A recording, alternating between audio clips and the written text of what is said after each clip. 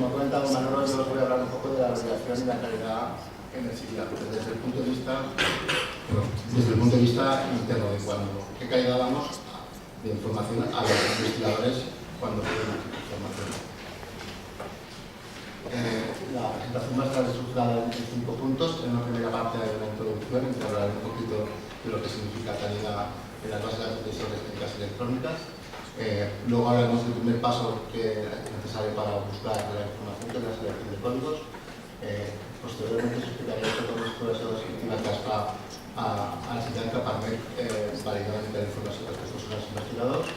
Després presentarem una mica uns quants resultats des del punt de vista de la presència de conceptes i finalment una sèrie de validacions que, per exemple, hi ha validacions que s'han presentat com el proyecto de presentar una de les validacions que jo tinc aquí pendent de presentar.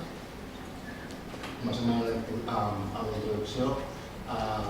Fa poc ha sortit a la revista Gàmia una revisió sistemàtica del que significa qualitat de les bases de dades electròniques. Aquest article em sembla que revisava 230 articles i finalment es quedaven 95 i el que deia que la qualitat de les bases de dades electròniques finalment es podia resumir en 3 dimensions independents.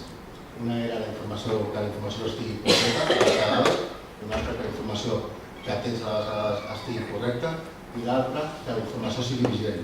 Vigent vol dir que si jo estic informació a data d'avui o de fa 2 anys o 3 o 4, que la informació que jo proporcioni sigui adequada per a aquell moment que es proporciona la informació. Dic que la revisió sistemàtica que miràvem, el 60% dels articles el que fèiem bàsicament eren les 2 primeres dimensions i la tercera dimensió és una que només feia el 4%. I nosaltres el que jo presento avui és què fa el SIDIA per aquestes 2 dimensions de qualitat quan dona les dades. Ho fem per intentar maximitzar la qualitat del que proporcionem, que no sigui que tingui la qualitat adequada, intentem donar la màxima. Comentar que el que fa el SIDIA per intentar maximitzar la informació completa és fer el que es mira és una de les tècniques que també diu l'article que es té que fer, que és la presència de la informació o de conceptes a la teva base de dades. I totes les coses descriptives posteriors, com maximitzem aquesta part. I després, per la informació sigui correcta, normalment una de les tècniques és buscar un bon estàndard on comparar les teves dades, ja sigui pacient a pacient, com ha presentat el doctor Prieto, o també com ha fet de comparar de manera agregada per prevalences i incidències de la teva base de dades a una base de dades externa. El primer pas per intentar donar la màxima qualitat possible quan un investigador demana l'atenció o demana l'atenció o demana el pes de la talla és intentar buscar al SIDIA tots els codis associats a aquests conceptes. Hi ha conceptes que són molt fàcils, però altres conceptes sí que trobar els codis associats perquè poden estar a diverses taules és més complicat. Per fer això, aquesta seria la informació on tenim que buscar la informació, que és el que ha comentat Leo, que cal seleccionar els codis, i aquests codis nosaltres els busquem a la classificació internacional si veu quan són problemes i a una taula de llenguatge natural que s'utilitza de cap per Vitesauros i 2 catàlegs propis que són els que donen més problemes i després, si és medicaments, el catàleg de tercera internacional de l'AMOS. Ara presentem aquesta expressió descriptiva bàsica que es fa per qualsevol concepte que es presenta a un investigador i el que fa el SIDIA és mirar aquestes dimensions per cada concepte que s'entrega. Es mira el número de casos, es valora quins codis es proporcionen, es mira la informació des del punt de vista del temps, es mira quins valors hi ha d'aquesta informació, quines unitats associades tenen aquests valors. Fem una exploració per sector. Sector és el que comentava Leo, que l'ECAPA és una base de dades distribuïda i que està allotjada a 21 màquines diferents. I nosaltres això li diem sector. Llavors, el que fa el SIDIA és assegurar-se que estem donant la informació dels 21 sectors per tots els conceptes, perquè en teoria es vol fer l'estudi per tota la població associada a la industrialitat.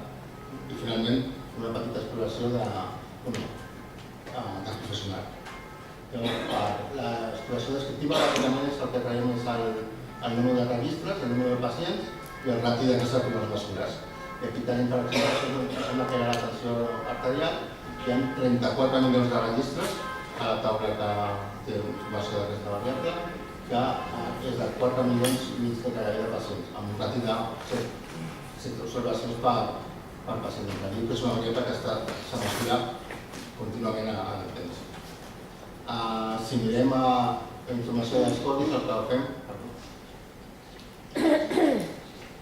és primer classificar quins codis s'han explorat, en aquest cas això és la PCR, i en aquest concepte s'han explorat 3 codis i també només s'han seleccionat 2.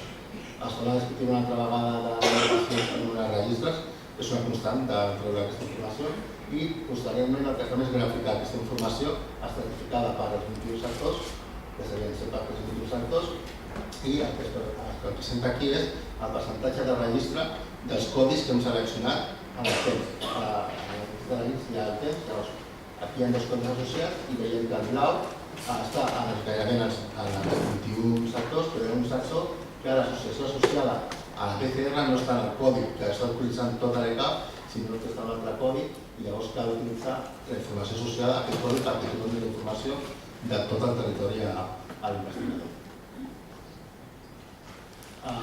Després també el que fem és mirar la dimensió temps. La dimensió temps és molt important en la investigació perquè tots els estudis que fem són retrospectius i tots els investigadors demanen des de quin punt jo tinc una informació vàlida o amb una qualitat necessària per intentar fer l'acord des del 2006 al 2009, però tinc que anar una mica més enrere o puc anar una mica més enrere, però tens que jugar en que la informació sigui vàlida i amb el temps que tinc que tenir de seguiment de les coses. Llavors, per l'exploració de temps, el que es fa també el mateix d'abans, una exploració només bàsica per any, que no veure els de pacients, i després el que fem és un calendar map que es diu, en què es grafica el número de registres al dia. I el color, la gradació del color és de vermell menys color, menys número de casos, verd més número de casos. Llavors, a mig de les X hi ha la setmana de l'any i es grafica el dia de la setmana de dilluns a divendres, sense tenir en compte dissabte i diumenge. Llavors, això està estratificat per any i per aquesta variable el que veiem és que l'any 2004 està vermell. Llavors, hi ha poc registre d'aquesta variable. I comença a haver més verd, i agafa tenint el patró que tenen aquestes figures normalment, que és tenir un espai vermell a l'espai d'estiu. Normalment aquesta època sí que recollim molta informació. Tenim el que és Setmana Santa, el que és Nadal, la primera setmana de novembre. Hi ha tota la informació de la quantitat de quan donar informació a un pacient d'una variable. Després dels valors, el que traiem és els percentils mínims i màxims de l'1 a 5 de 96 a 99 per acotar de donar la informació dintre d'un rang d'equilibri que tingui coherència, perquè hi ha molts valors molt estranys. Es fa una gràfica de punts per cada una de les unitats associades a el que s'està explorant i es grafica un box plot per cada una de les unitats. Bàsicament per veure, ja veieu que en aquesta variable l'ECAP té com 8 o 9 unitats diferents associades al valor del concepte d'aquesta variable. I el que ens permet aquesta gràfica és veure si tenim distribucions diferencials segons unitat per intentar homogeneïtzar la informació. La més clara és el colesterol de miligrams de litro i milimoles de litro. Llavors, hi ha un percentatge de la població que està en unitat i un altre percentatge que està en la unitat. Això ens permet veure si hi ha aquesta distribució diferencial de valors. I després es fa també una distribució de densitat, en què també s'intenta veure patrons diferencials de valors segons unitats. I aquí es veu que hi ha una distribució totalment aplicada en valors molt petits de la variable i tota la resta de la unitat es fa de la mateixa manera amb aquesta distribució. Això cal o transformar-ho en aquestes unitats o tota aquesta informació transformar-ho en aquesta unitat, que demani l'investigador com a regla que s'utilitza internacionalment més. Després de les unitats només traiem també el registre i es grafica per veure on està el volum. Per exemple, aquesta que us deia de colesterol, encara que tenim totes aquestes unitats, la meitat són valors residuals i són errors. Llavors, veiem que 66 més 29 més 3, ja el 99% de tota la informació està a les 3 primeres unitats, que és on està la informació. I aquí es grafica la mateixa informació perquè és visual Després, a nivell de sector, de les 21 màquines, el que traiem és el percentatge de registre per cada sector i per tenir quina varietat de recollida d'aquesta variable és la mateixa a tot el territori. I finalment, per al professional, el que es fa és bàsicament com el d'unitats. Cada punt seria el valor de registre d'un professional i està certificat per als 21 sectors de l'ECAP i es fa un bon plot per tots els professionals del mateix centre. Això la idea és que té que ser homogeni la distribució dels punts i dels blocs plots en tots els territoris per a tots els centres. Això si ho fem en aquesta versió en què està pintat de vermell quan un metge té menys d'un 10% de registre i de color blau si té més d'un 10% de registre. Llavors, aquí es pot veure que aquí els territoris en què aquesta variable, que és l'etnografia, l'especificació de l'etnografia, no s'està recollint ni aquest sector, aquí no s'està recollida, hi ha sectors com Catalunya Central i altres, on realment aquesta variable s'està utilitzant per als professionals de l'ECAP. Això permet al CIAP recomanar a l'investigador que el seu estudi, si realment la seva variable principal d'exposició és retinopatia amb una codificació específica, que era en aquest cas, que cal fer l'estudi sense tenir en compte aquests sectors de l'ECAP. Una vegada que ja han fet aquesta exploració bàsica, ja han decidit quins són els codis i ara presentem quina informació proporcionem als metges una vegada ja tenim els codis decidits de segons quins conceptes. Comencem per les variables químiques, que com diu són una de les més complicades i s'han validat més de 20 variables clíniques. Entre les més clàssiques són les que tothom coneix i si mirem quin volum tenim, quina és la presència d'aquests conceptes al CIAP, estem parlant que entre 3 i 4 milions de pacients del CIAP tenen informació d'aquestes variables més importants, hi ha volum de 34 milions fins a 25, 7, i després el rati ens informa també una mica de la validació que tant el pes com les tensions són variables que recullen molt contínuament en el temps, per això tenen un rati més alt, que l'alcohol és la variable que menys s'estan mesurant com a seguiment contínuament, al igual que tabac. I després, l'universitària estarien una mica en societat mig. Si mirem des de quan podem utilitzar aquesta informació mitjançant els FIMAP, veiem que tant com PES, TAIA, MF, les tensions, des del 2005-2005 ja es podien donar com a recomanar a la investigació. En canvi, l'alcohol, veieu que està tan molt fort, significa que en 2004, 2005 i 2005 hi havia informació, número de casos suficient d'alcohol. I és com es comença a recollir i és als últims 3 anys on comença a haver realment informació d'alcohol d'aquestes variables. Llavors, un projecte que demani exposició a l'alcohol intentaríem recomanar que acotés la definició del seu estudi de prevalença o estudi de cas control o els períodes d'inici de les seves cos realment des del 2010, intentar que faci l'estudi en aquest període de temps. I passa el mateix des del punt de vista de risc cardiovascular, que també està molt més fort, i no és fins als últims anys que comença a veure haver-hi informació d'aquesta variable. Entre altres variables validades des d'aquest punt de vista del procés d'element, aquestes serien una mica les exemples que s'han validat una mica. Si anem a variables de laboratori, aquí ja s'han validat més de 55 paràmetres de laboratori, entre els clàssics serien els colesterol, la glicada, els triglicèrids i el potàssic, i si veiem la distribució on tenim els codis per a aquestes variables, també passa el mateix, que sempre la informació està associada a 2 o 3 codis com a mínim, que és el laboratori, que normalment on no hi ha informació i tens que agafar un codi és sempre el mateix sector, llavors allà sempre fem una mica més de mirar aquest tipus d'informació i que hi ha vegades que cal tenir la informació de 3 codis per tenir tota la informació associada de la variable. També, si presentem una miqueta el tema de les unitats i els boscos i els punts, el moment gràfic de colesterol seria aquí visualment, veieu que les 4 unitats de sota són iguals i en canvi la que és diferencial és la dada que es cal homogeneitzar. I que tenim, realment en les unitats hi ha bastant per cada d'informació des d'aquest punt de vista. I a part d'aquesta que hem presentat, tenim també tota la sèrie blanca, tenim el sodi, el ferro, la TCA, 55 més o menys varietats.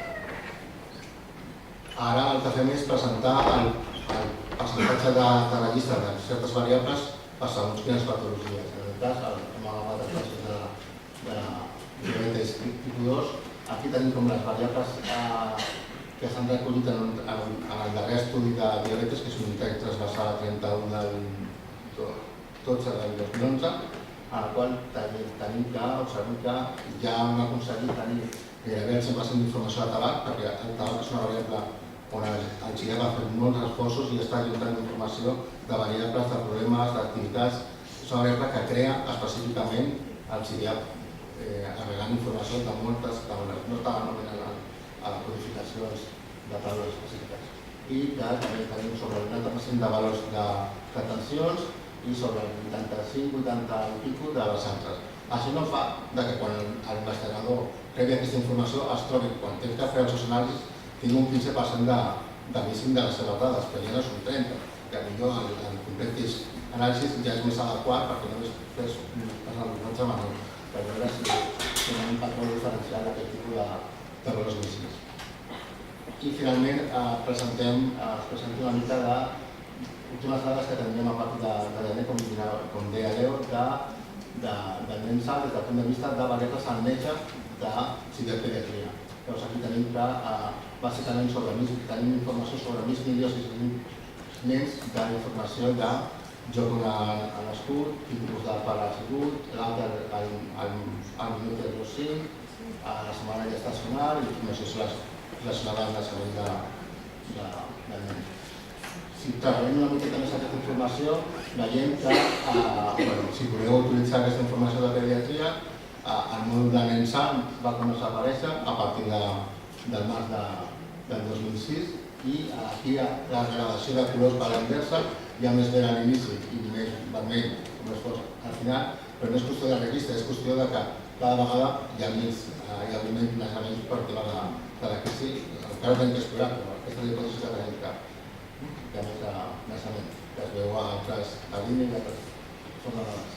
I el que hem fet, hem mesurat la probabilitat des del punt de vista de la setmana gestacional a l'altre de setmana per any. Llavors, aquestes són les dades que han sortit i veiem que és bastant estable sobre el 7,6, 7,6 o 7,8. Ara presentarem una mica de validacions que fa el CIDIAL, que seria una cosa el que hem vist era la presència d'elements a les dades, quina quantitat d'informació són capaços de proporcionar l'investigador, i ara el que fem és intentar veure que la informació sigui correcta. I per això el que fan són validacions amb un model estàndard.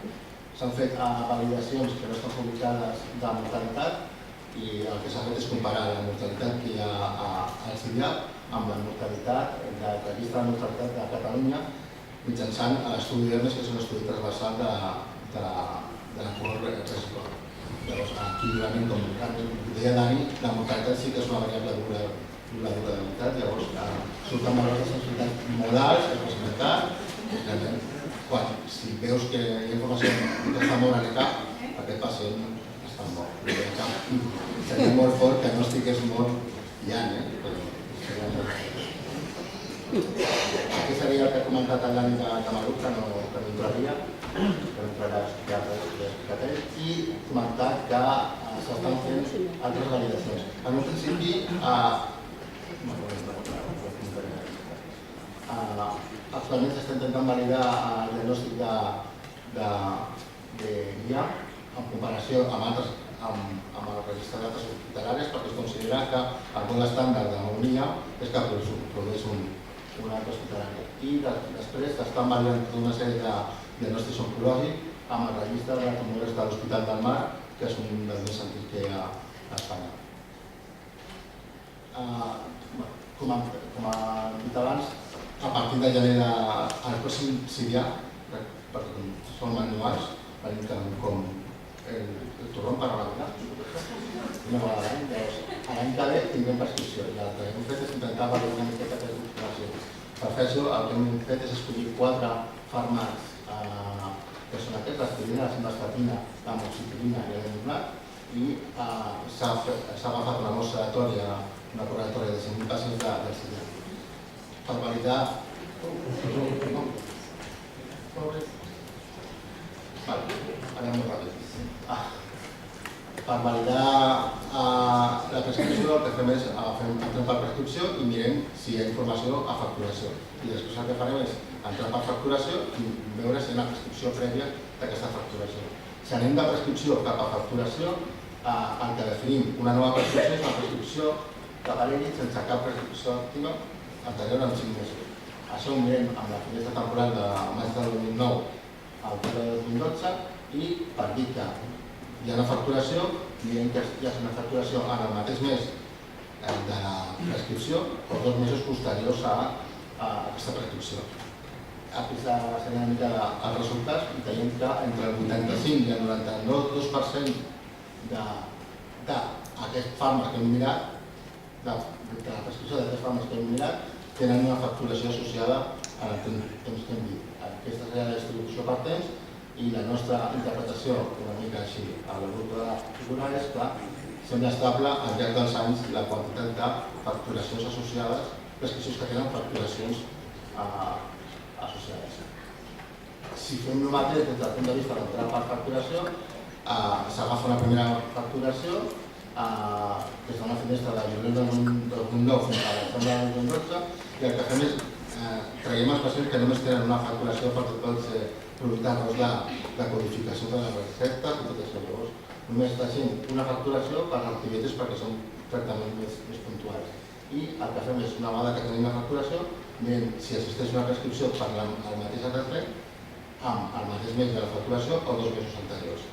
Llavors, si fem això, aquí ja és més variable i només un 70% de les facturacions, entre un 70 i 94% segons el PT i l'any que hem mesurat, tenen una prescripció associada. Una altra validació que s'ha fet és les dades que va presentar abans de la prematuritat. Hem calculat que estava sobre 7,5. Aquí el gol estàndard que era l'informe del departament de l'any 2011 i si mirem això amb aquestes dades agreguem 2 bases de dades, agreguem el que dona al departament i el que dona al CIDIA i tenim que el nostre percentatge de prematuritat s'assembla moltíssim a les dades de prematuritat que està reportant anualment al departament de salut. I finalment comentar que des del punt de vista de la validació de professionals, des de l'inici el CIDIA té l'EQR, es va fer un esforç molt important en tenir aquest estàndard de qualitat, però és de registre, és del diagnòstic. Llavors, des de l'inici pensem que falten dimensions, falten intentar ficar variables, tractaments al laboratori per mesurar la qualitat de registre dels professionals. I des d'aquest punt de vista, el que s'està intentant treballar és aconseguir l'EQR 2.0, en el qual una de les possibles dimensions que estem treballant per intentar introduir seria l'EQD, que ha comentat allò, que és l'estàndard de qualitat de diagnòstic, en el qual, per exemple, un dels indicadors és percentatge d'AMAs amb diagnòstic associat, tractament que estigui realment tingui una codificació de patologia associada o nous diagnòstics que tinguin totes les variables que fan que sigui aquest diagnòstic associat. I una mica de distribució, perquè estem intentant relacionar l'EQR amb l'EQD a veure si estan aportant informació realment independent i podem afegir això com una